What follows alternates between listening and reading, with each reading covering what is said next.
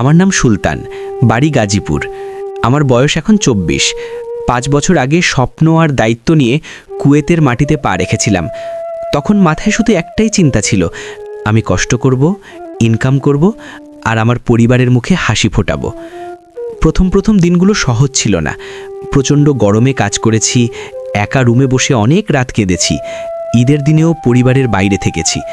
তবুও নিজেকে বলেছি, আজকের কষ্টই একদিন সুখ এনে দেবে। বাকি গল্পটুকু শোনার আগে আমার এই চ্যানেলটিকে সাবস্ক্রাইব করে দেবেন এবং যারা ফেসবুক থেকে দেখছেন ফলো করে দেবেন।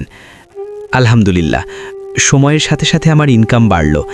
এখন মাসে ১ লাখ টাকারও বেশি উপার্জন করি। কিন্তু এই ৫ বছরে একটা টাকাও নিজের জন্য জমাইনি। যা ইনকাম করেছি সব বাবার অ্যাকাউন্টে পাঠিয়েছি। ভেবেছি বাবা আছেন, তিনি সব দেখবেন। আমি তো বড় ছেলে, পরিবারের দায়িত্ব আমার কাঁধেই।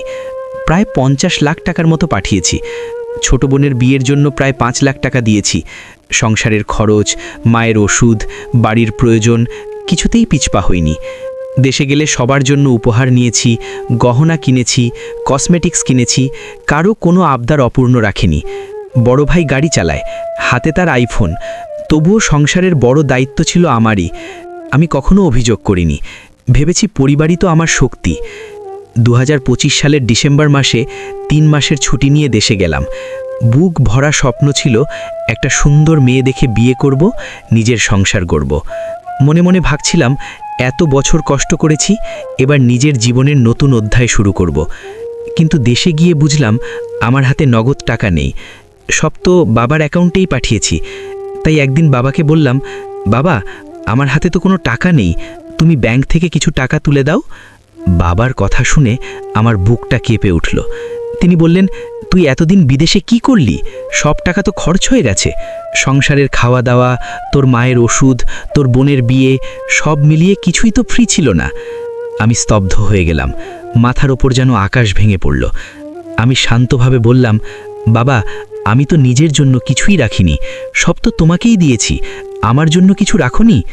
কিন্তু তার বদলে রাগ, অভিযোগ আর কটু কথা শুনলাম। সেই মুহূর্তে নিজেকে খুব অসহায় লাগছিল।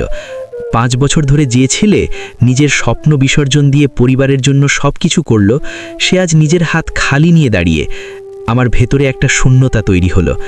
বুঝলাম, ভালোবাসা আর দায়িত্বের মাঝেও বুদ্ধিমত্তা দরকার। সে ছুটি নিয়েছিলাম, কিন্তু ১ মাসের মাথায় আবার কুয়েতে ফিরে এলাম। বুকের ভেতর কষ্ট, চোখে অশ্রু আর মনে হাজার প্রশ্ন নিয়ে আবার প্রবাসের পথে পা বাড়ালাম। এই কয়েক বছরে আমি একটা বড় শিক্ষা পেয়েছি।